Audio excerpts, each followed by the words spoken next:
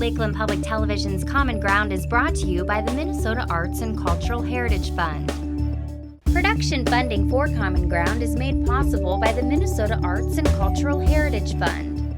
Hi, and welcome to Common Ground. I'm your host, Ashley Hall. Common Ground captures the creative process of various artists living throughout our region.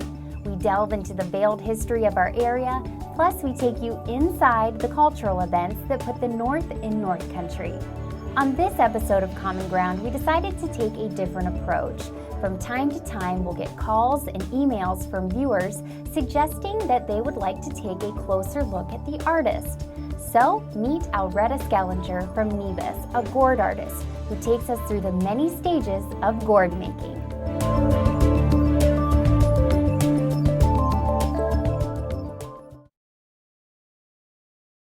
Hi there, my name is Alretta Skellinger. I'm a gourd artist. I use the term loosely. I would like to introduce you to the art of working with gourds, and I'm going to take you from the beginning step, hopefully, to the end. We start off with dirty gourds. The question I'm most often asked is, do I grow my own gourds? The answer is no. I buy my gourds from a gourd farm in California. They have thousands of gourds. They stay out in the field for at least a year to dry. When I get them, they look like this, covered in mold, debris. There's kind of a film on them. So that means I have to clean them before I can even begin to get started. I clean them by soaking them in water and scouring them with this little Brillo pad. Then after I've cleaned the outside, I then have to get to the inside. Now my task is to try and get to the inside of the gourd. Before I even start, I need to have a pretty good idea of what I'm going to do with it. Because on this particular gourd, I've decided I'm not going to keep the top. If I was going to keep the top, I couldn't start opening it this way. I drilled a small hole there. Can you see that little hole? I drilled that hole so that the blade of my mini saw would fit. I can just put this blade into the hole, and hang on, here we go.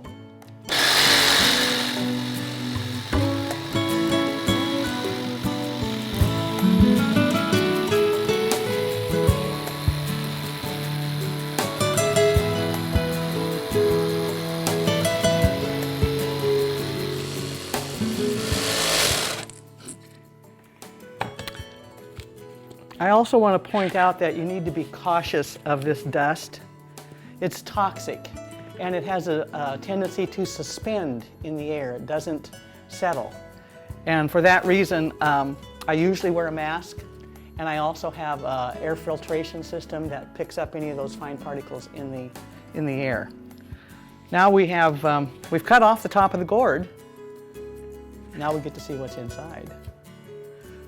Well, that's not so bad, but there's a bit of a mess on the inside. That means I have to get that out. By the way, if you're looking for gourd seeds, I have a few. There's always a couple. I give them away to kids and sell them on the side. I made that up, I don't really. But now I want to show you how I clean the inside of the gourd. It's tough, it's hard. It's not as fragile as you think it would be.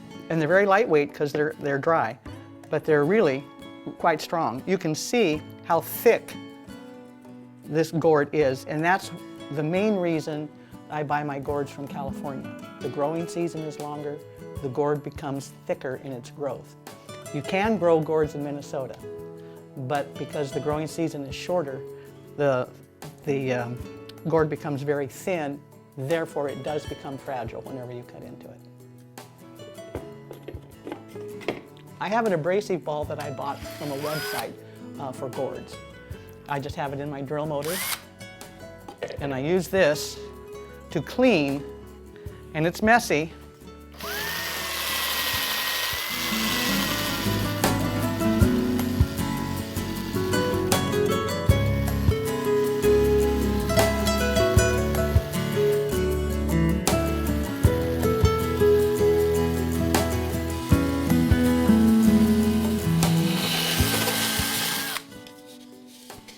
I draw a design on with pencil, usually sketch it, seldom use a pattern. And then I'll be going to another station in order to do the wood burning because I have all my tools set up over there. This is my wood burning station, I call it. I've taken a different gourd, and one of the things I did want to point out, this gourd is not going to sit up by itself. If I tried to sit it by itself, it would tip. So another thing that I do is I make gourd stands. I paint them, and this is just a bare model here, but so now that gourd can sit in any position. I drew a quick sketch on here of a moose. I do not leave it on the stand while I'm working on it, but it keeps me from dropping it on the floor. There are many different kinds of wood burning tools. I elect to use what's called a hot tool. It's the kind you use when you're a kid doing things. But I like it, even though I can't adjust the temperature on it, I have better control. I'm going to put this on my lap to help hold it. This is my test block. Well, yeah, burns in there and I get a little bit of smoke. The gourd has different densities, so sometimes your tool is moving very, very smoothly and all of a sudden you make a big hole because it's, you never know what you're going to run into. Try to keep a constant movement. And you can see where I've skipped a couple of places. I'll have to go back and check that. And notice that I'm moving the gourd as well as moving my hand.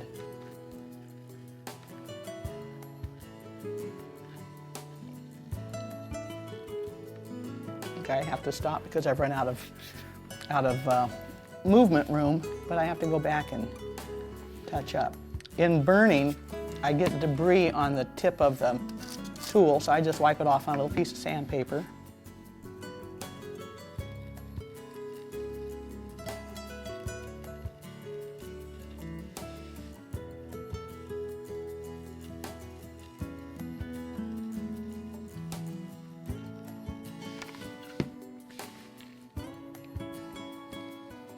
See if I can do part of this moose.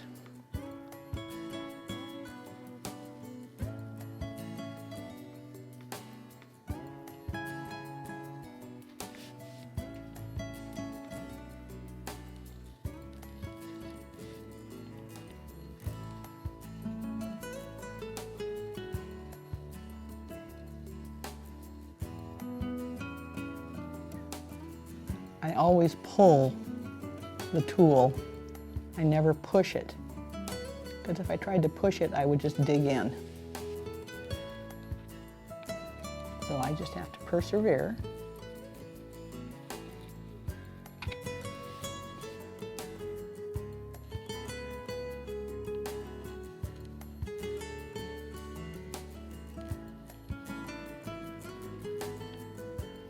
You see how my tool slips off?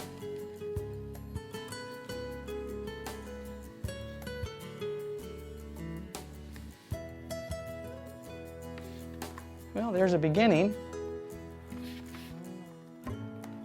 I chose a moose for this gourd because we're in Minnesota, and I didn't think that a kangaroo would be appropriate or anything else, so I thought I'd try something that reminded people of Minnesota.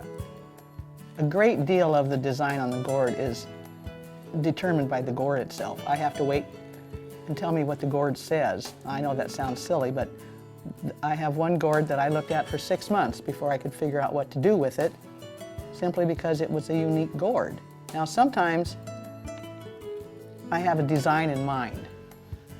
At least I have an end result in mind. How I get there isn't always the way I had thought I was going to go.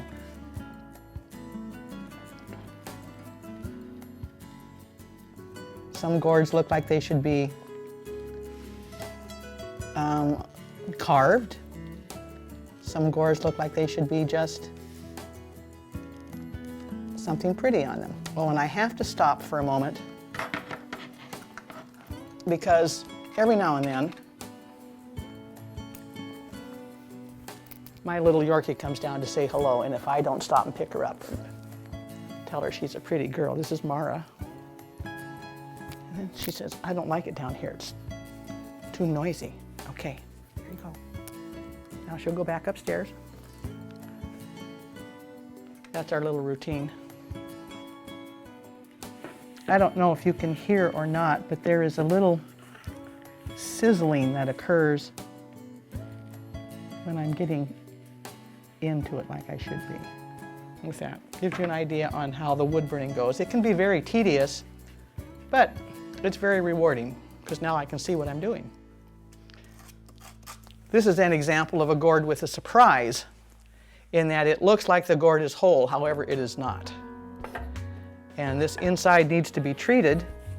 I could leave it the natural color, but I would have to put some kind of adhesive on it, a spray of some kind. So what I do instead is I use leather dye, same kind of stuff you put on shoes. I prefer to put the black leather dye in here on the inside because that then allows the design on the outside, especially if there's carving, it allows the design to be dominant, and it's the light color of the inside of the gourd doesn't distract from the design. It's very porous on the inside. On the outside, it's very hard. I then remove that outer shell, that outer protective shell. And if I put this leather dye on the inside, it'll soak right through and show up on the outside. Well, I don't want it to do that.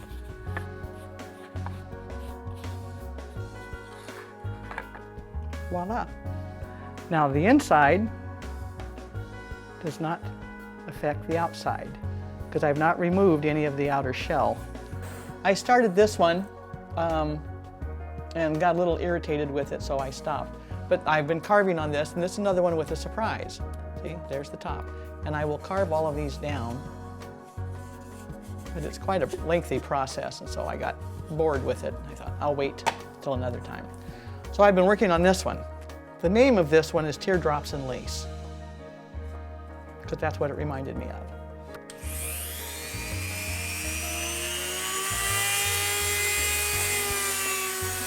I use Dremel and Fordham.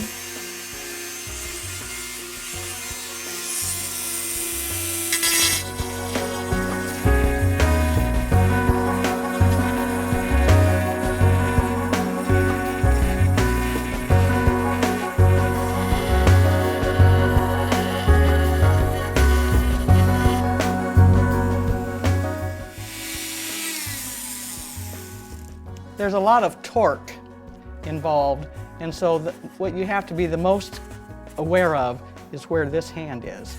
I try it because this can move, it can pull away. I thought I'd show you how I get my holes in there. I just draw some lines to give me an idea.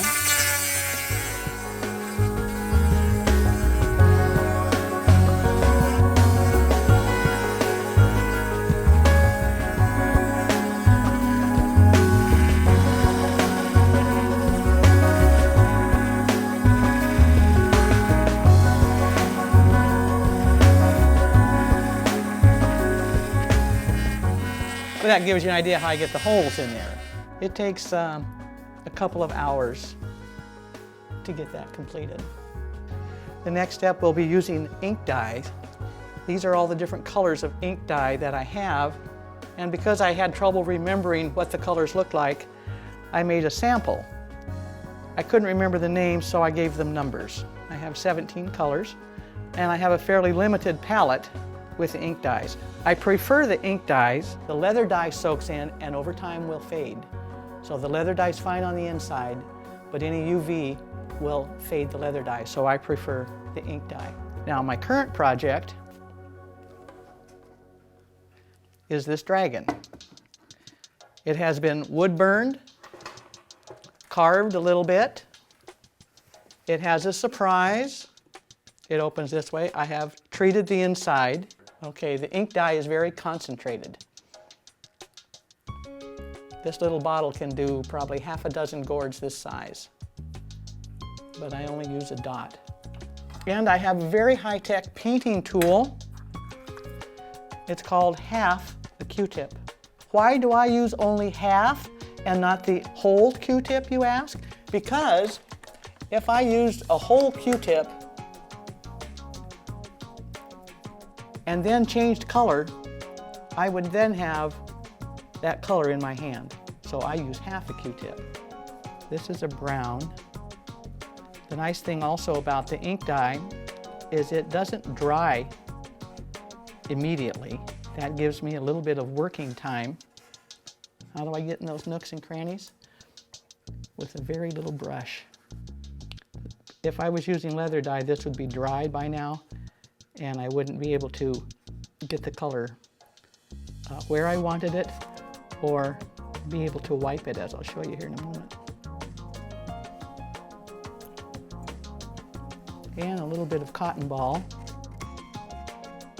This is just to pull up the color. You have to be careful to not smear it into another section. And when I'm satisfied with that,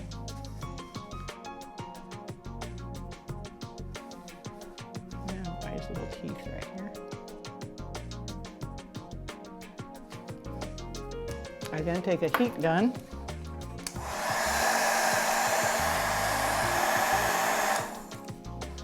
The heat gun actually has two purposes. It not only sets the paint or the ink dye right away, so it doesn't go any place you don't want it.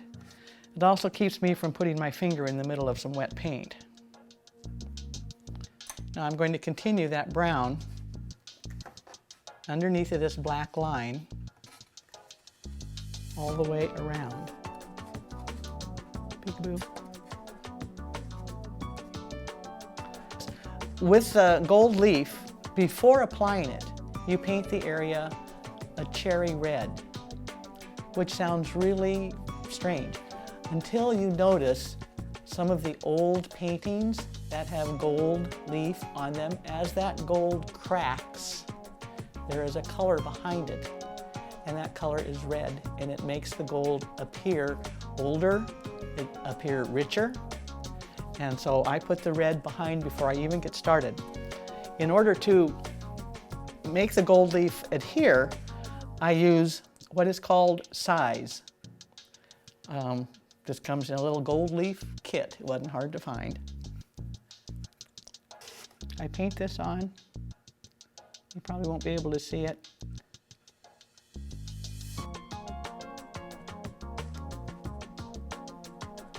That's where the wood burning came in handy. My size would have run down, but the wood burning around the talon stopped it from doing that until I could get to it.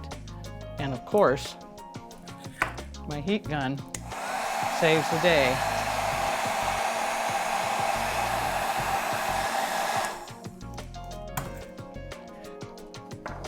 Like contact cement, it gets tacky when it's dry.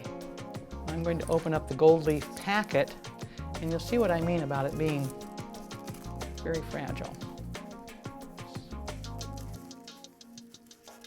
It tears very easily, and a trick that I found, if I use a piece of wax paper,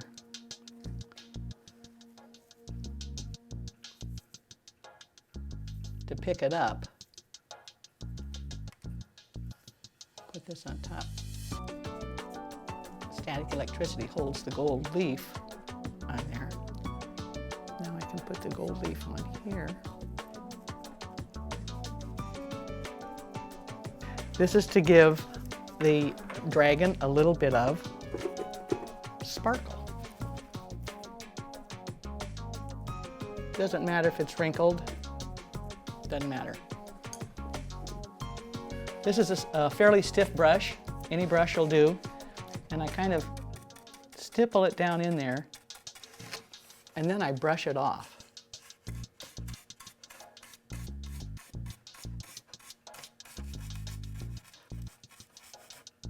Now, any place that I did not get a good contact between the gold leaf and the size, that red shows through. I'm going to leave that. I could cover that, but I like that red to show through just a little, not much. It's one of those little things that nobody ever notices. I have a little etching tool here, and I use that to clean up the edge. If the edge goes into the groove and I don't want it there. We have one toenail done. One must be careful to not sneeze when doing this.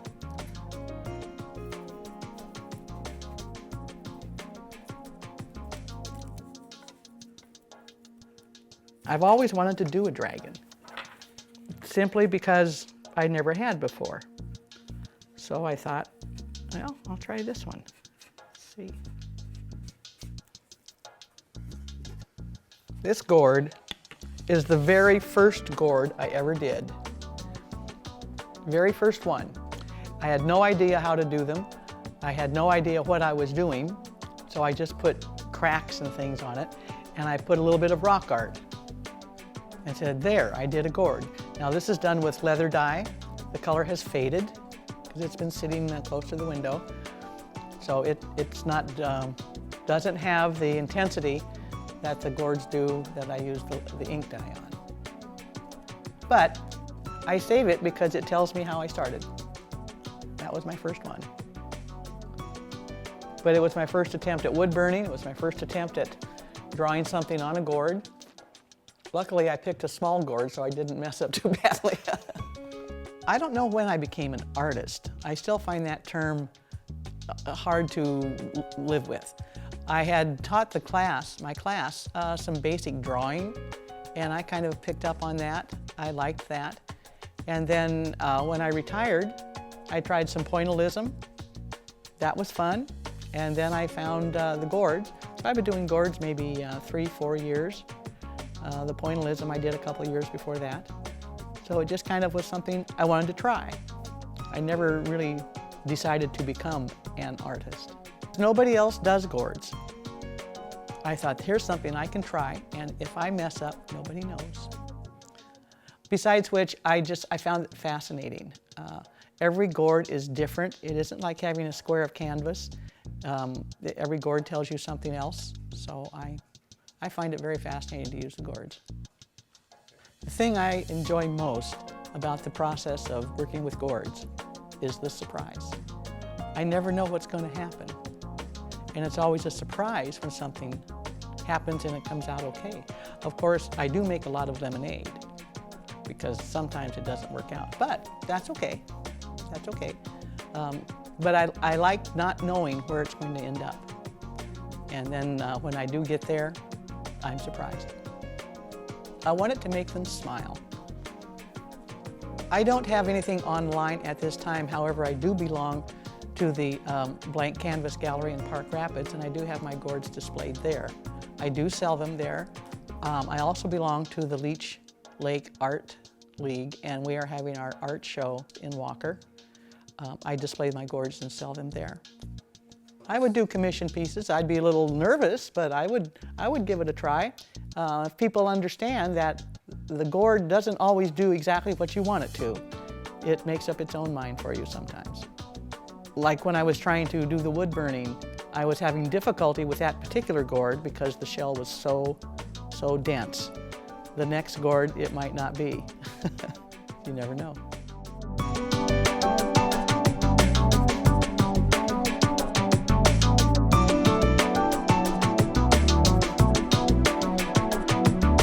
I am trying to determine what my style is. I haven't come up with my style, I don't think, but I do find that I like to have each gourd be different than what you expect it to be. So I guess that's my style. I guess that's what I find to be the most interesting about my work, is that you never know, is the top going to come off or not? Is it going to have a hole in it or not? Is it going to be something that you can see through or something that you have to pick up and look at? So I like to have it be a surprise.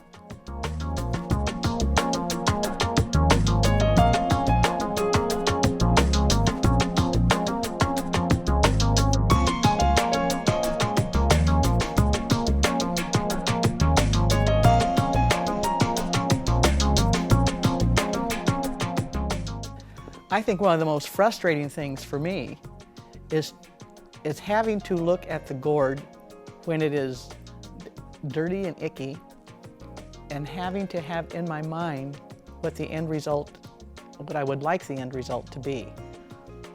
It's difficult for me to come up with a design or a pattern or a plan without looking at that gourd for a very, very, very long time.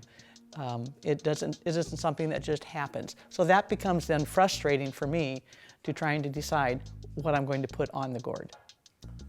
Well, it's exciting when it starts to come together, like the dragon. I had always wanted to do a dragon. I had no idea what a dragon would look like or how it would fit on a gourd. But when it did fit, when it just happened to go on the way that it did, that was exciting, and that would get me all jazzed, and I want to go down and work on it all the time, even though, you know, I can't because my eyeballs fall out and my hands get all quivery, but it's it's exciting.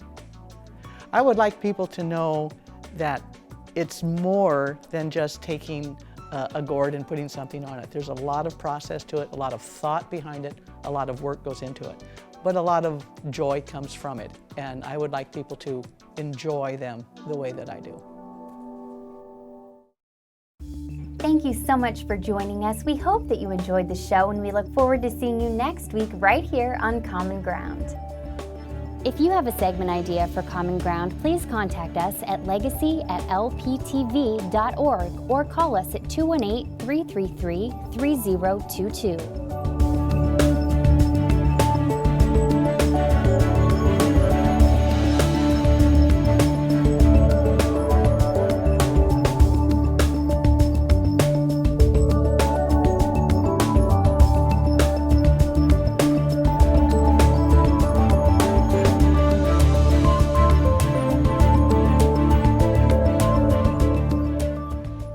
Individual segments or copies of Common Ground, please call 218-333-3020. Production funding for Common Ground is made possible by the Minnesota Arts and Cultural Heritage Fund.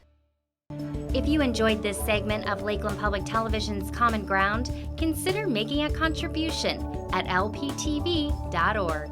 If you have segment ideas pertaining to North Central Minnesota, contact us at legacy@lptv.org.